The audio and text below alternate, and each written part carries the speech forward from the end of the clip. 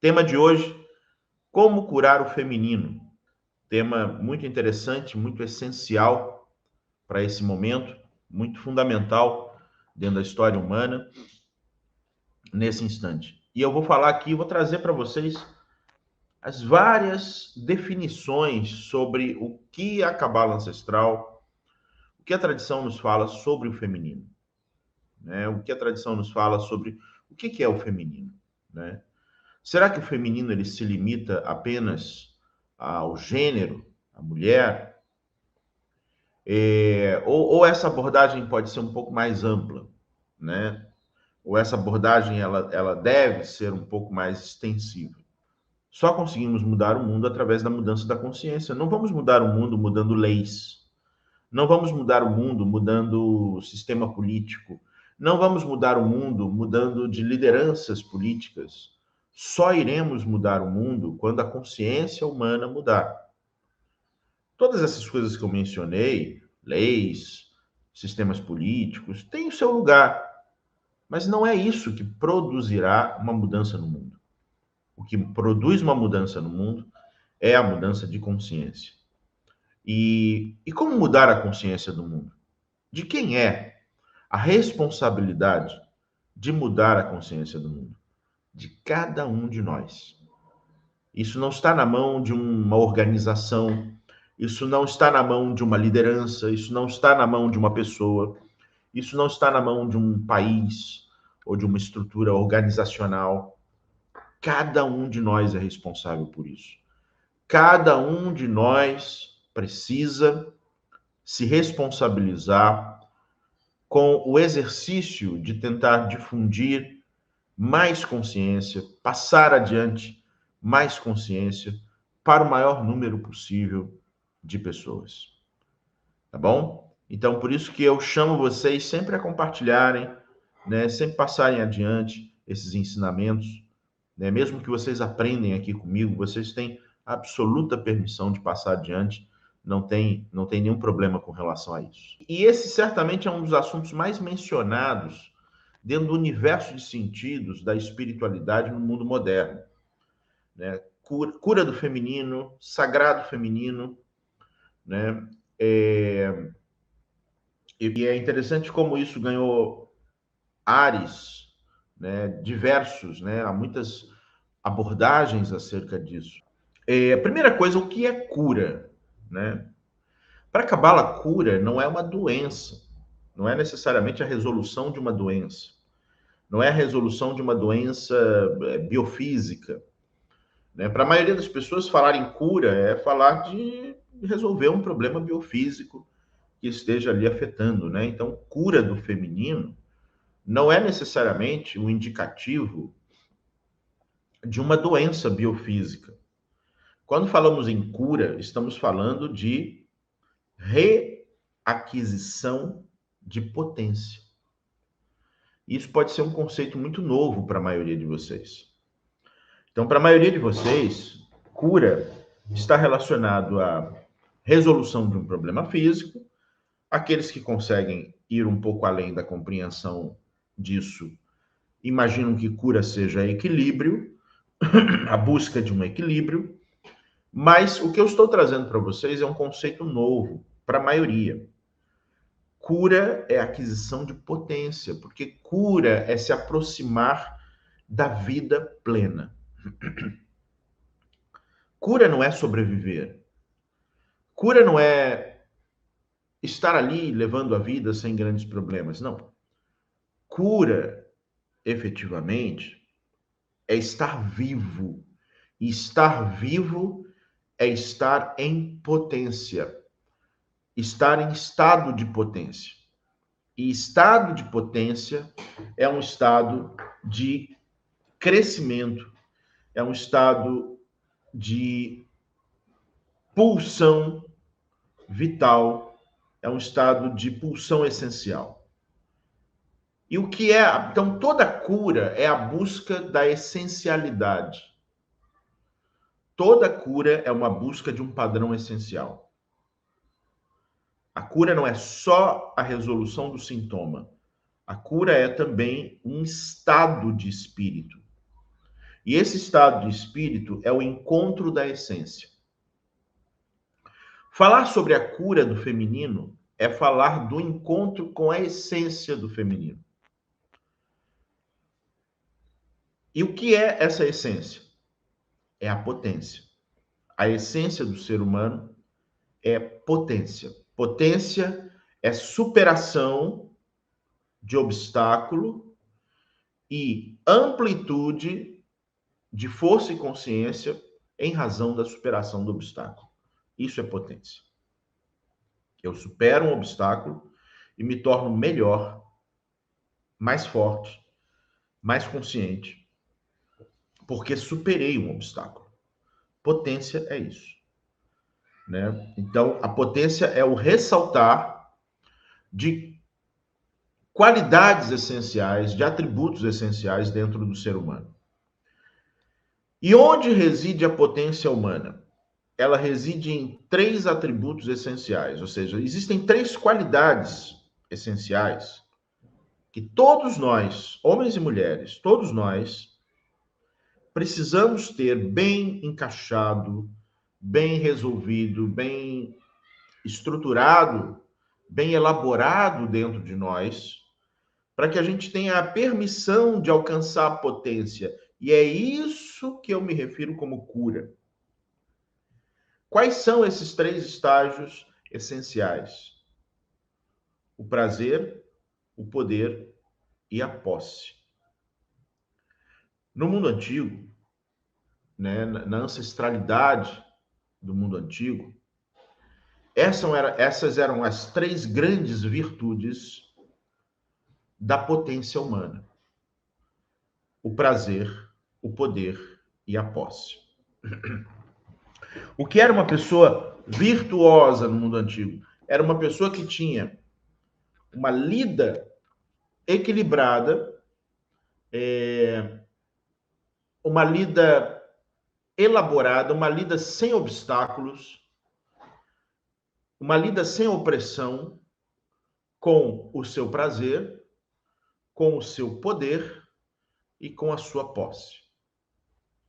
Aqui a gente já entra numa questão bastante interessante e delicada, porque o conceito antigo de virtude, lembrando que a palavra virtude, ela vem do latim virtu, que quer dizer viril, né? Então, virtude é uma potência, viril é potência, né?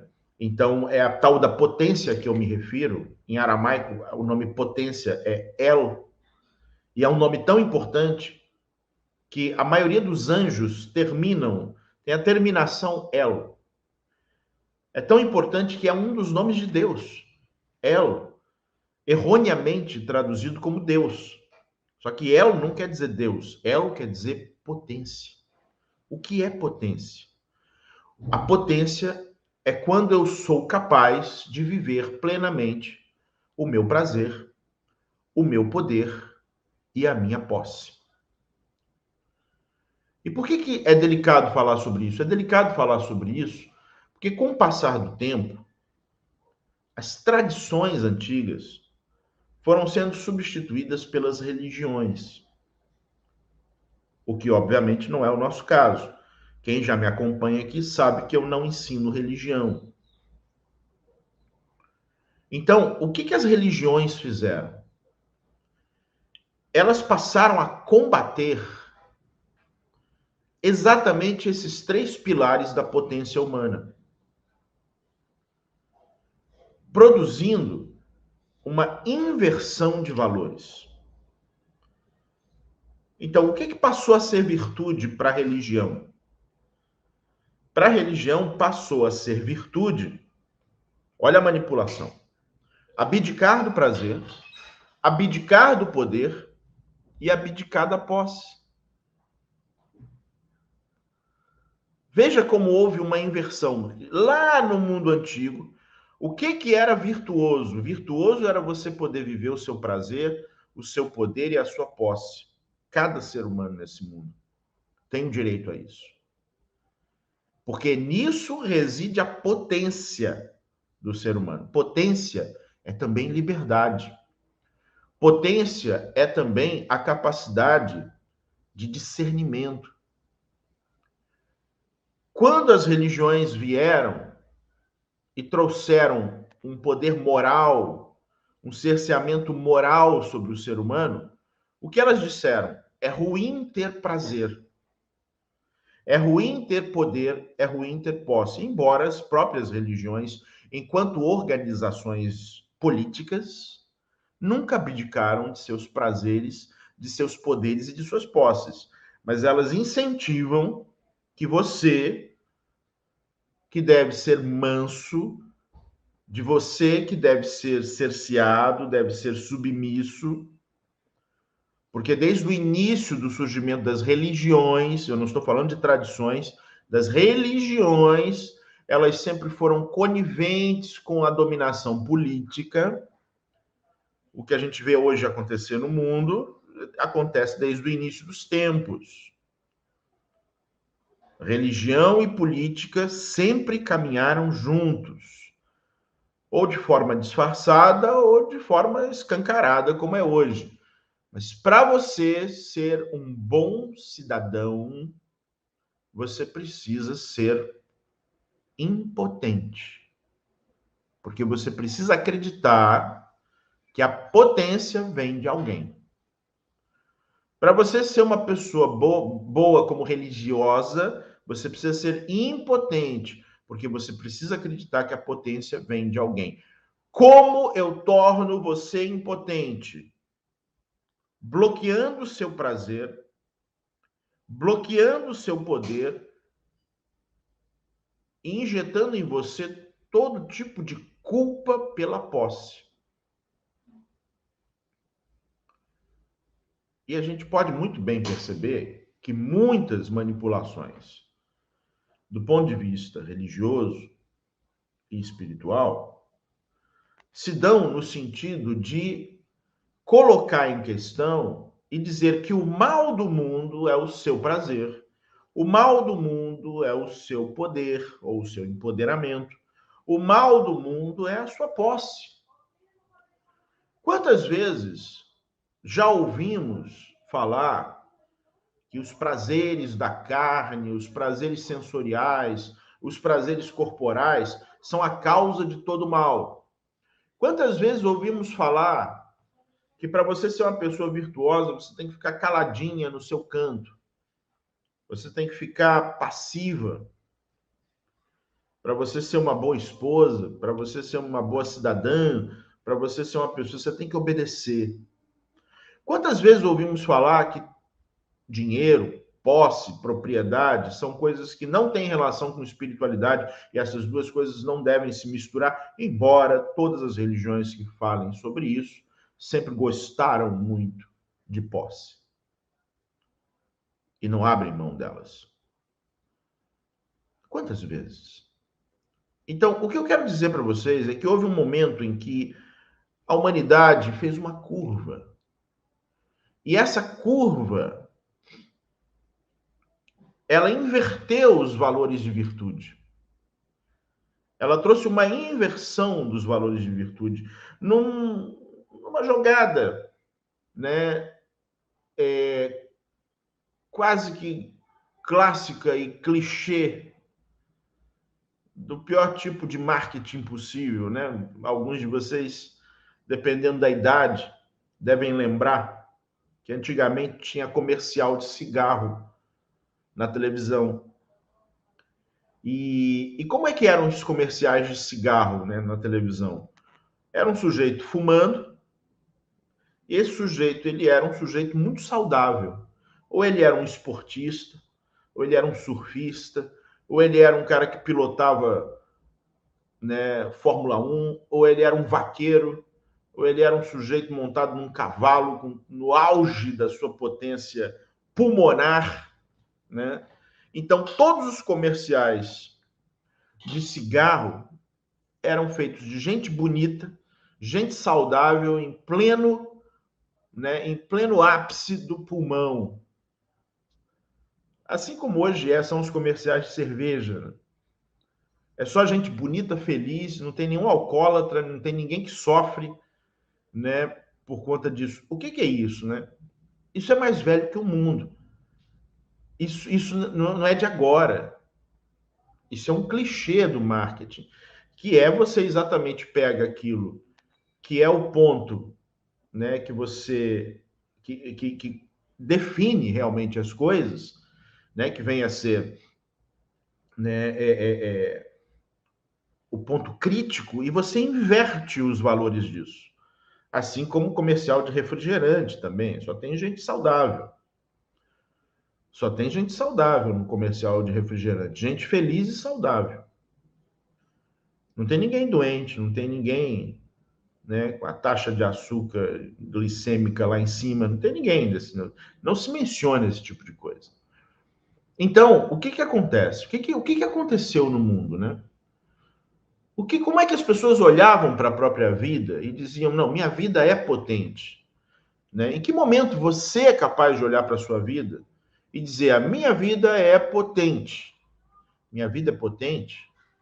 Se eu for buscar as bases essenciais desse pensamento, porque eu consigo viver o prazer da vida.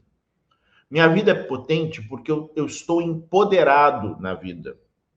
Estou empoderado significa que eu estou ocupando um lugar de protagonismo. A minha vida é potente porque eu tomo posse da minha existência. O que significa isso? Ninguém toma a decisão da minha vida por mim. E o que isso tem a ver com o tema da live de hoje, a cura do feminino? Vejam como o feminino foi o elemento mais impactado nessa inversão de valores. Nessa inversão do que era virtude, deixou de ser virtude e passou a ser desvirtude. Porque a moral religiosa disse: abra mão do prazer, abra mão do poder, do protagonismo, abra mão de suas posses. E assim se formou o cenário que predomina até hoje dentro da orientação ética e espiritual do ser humano. A potência do ser humano, e a potência é a liberdade, e a potência é o lugar essencial, é o lugar de cura do ser humano, reside no prazer, no poder e na posse. É claro que nesse momento sempre vai ter alguém que vai dizer, mas espera aí, quantas atrocidades foram cometidas em nome do prazer, do poder e da posse? E aí eu respondo, quantas atrocidades foram cometidas por organizações, instituições, filiações que abdicam do prazer, do poder e da posse? A atrocidade não está relacionada a você ter prazer, poder e posse ou deixar de ter. A atrocidade está relacionada à ignorância. É um outro fator. É um outro fator. É preciso aprender a ter prazer sustentável. É preciso aprender a ter poder sustentável. É preciso aprender a ter posse sustentável. A não sustentabilidade dessas coisas é que cria o problema. Não são essas coisas. Não são essas coisas. É potente quem consegue ter prazer, quem consegue ter poder e quem consegue tomar posse. Quando eu falo em posse, eu não estou falando de propriedade do ponto de vista capitalista. Eu estou falando de tomar posse. Tomar posse do seu corpo, tomar posse da sua vida, tomar posse da sua existência. Não precisar pedir permissão para quem quer que seja, para você fazer o que você tem que fazer. Então vamos entender em relação ao feminino. Vamos entender em relação o que é o feminino? O que vem a ser o feminino?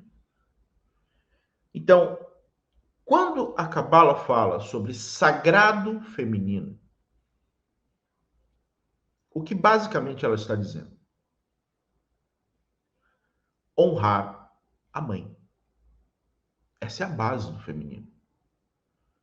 Então, o que é para mim, que sou um homem, Honrar o sagrado feminino é honrar a minha mãe. O que é para você, que é mulher, honrar o sagrado feminino? Não é você olhar para você e dizer o quanto você é sagrada. Isso é ego. É você honrar a sua mãe. E muitas vezes, apesar de sua mãe.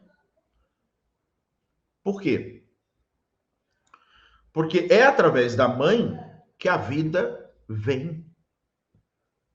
A mãe é a sua primeira tenda. A mãe é o seu primeiro veículo. Não importa, nesse caso, o que foi a mãe ao longo da vida, da história. Quem foi aquela pessoa. Você só está aqui porque o veículo que é a mãe permitiu a você adentrar na vida. Ah, precisou do pai para conceber? Sim, precisou do pai, óbvio. Mas o lugar, o ambiente onde suas células se multiplicaram, o ambiente aonde você, né, começou a se desenvolver e começou a ter as primeiras sensações biopsicofísicas foram dentro do universo da mãe, universo corporal da mãe. A existência corporal da mãe é que viabilizou que você viesse a esse mundo. Honrar o sagrado feminino também significa honrar a mãe. Mas a mãe é narcisista, a mãe é opressora, a mãe abandonou, a mãe é isso, a mãe é aquilo, a mãe é maluca, a mãe. Enfim, eu não estou falando da pessoa. Entendam, vocês precisam ter a capacidade de entender a diferença disso. E eu sei que vocês têm. Não estou falando da fulana, não estou falando da pessoa. A dona fulana, que é a sua mãe, que é aquela pessoa, não estou falando dela. Eu estou falando da sua mãe em você. Metade de você comporta sua mãe. Quer você goste, queira ou não. Isso não é uma escolha. Isso é uma fatalidade. Então, o que é odiar a mãe? O que é ter problemas com a mãe? É ter problemas com uma parte de você. Porque uma parte de você é a sua mãe. O que acontece quando eu não honro mãe? Eu honrar não quer dizer concordar. Honrar não quer dizer gostar. Honrar não quer dizer seguir o mesmo modelo. Honrar não quer dizer bater palma para o que o outro fez. Honrar significa manter o outro no lugar que lhe cabe. Esta é a minha mãe. E este é o lugar que lhe cabe. Não, esta pessoa não é mais a minha mãe. Você acabou de estragar uma boa parte da sua vida. A minha mãe verdadeira foi a minha avó. A minha mãe verdadeira foi a minha madrasta. A minha mãe verdadeira foi quem me criou. Você acabou de estragar uma boa parte da sua vida.